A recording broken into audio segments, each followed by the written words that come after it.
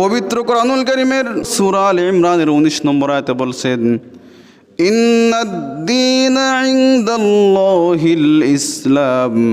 আল্লাহ রাব্বুল আলামিন বলেন, তোমাদেরকে দুনিয়াতে প্রেরণ করেছি, শুধু তোমাদেরকে প্রেরণ করি নাই, তোমরা কিভাবে চলবে, চলার যে সমস্ত গাইডলাইন, সেটাও আমি দুনিয়াতে অবতীর্ণ করেছি।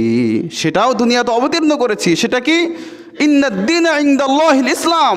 কোরআনের মাধ্যমে আমি তোমাদের জীবন ব্যবস্থাকে ইসলাম হিসেবে মনোনীত করেছি। বলেন সুবহানাল্লাহ। আমাদের জীবন ব্যবস্থা ইসলাম হিসেবে আল্লাহ তাআলা মনোনীত করেছেন, ইসলাম দিয়েছেন, জীবন ব্যবস্থা দিয়েছেন আমাদের।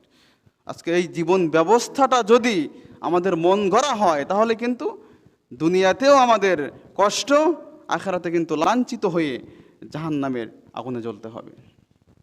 সেজন্য আমরা যে দল করি না কেন, আমাদের একটা স্লোগান হবে, উলাইকা আলা হিজবুল্লাহ, আমরা একমাত্র আল্লাহর দল।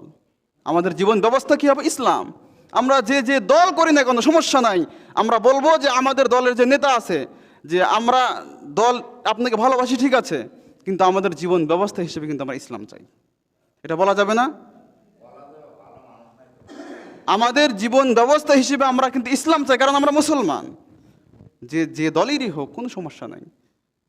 আমরা যেহেতু মুসলমান, আমরা প্রথম সবাই যদি এক স্লোগানে যাই যে আমাদের জীবন ব্যবস্থা হিসেবে ইসলামকে কায়েম করতে হবে, জীবন ব্যবস্থা ইসলামকে মেনে নিতে হবে, তাহলে দেখবেন এই সমাজটাকে সুন্দর করার জন্যই তো ইসলাম ধর্মটা দিয়েছেন।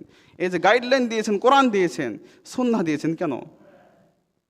এমনি তো দেয় নাই। আমাদের জীবনটা যেন আরও সুন্দরভাবে আমরা শান্তিতে বসবাস করতে পারি। দুর্নীতি, একজন দুর্নীতি করে 10তলা বিল্ডিংয়ে থাকবে, আরেকজন ওই দুর্নীতির কবলে পড়ে ওই গাছতলায় শুয়ে আছে, এরকমটা যেন না হয়।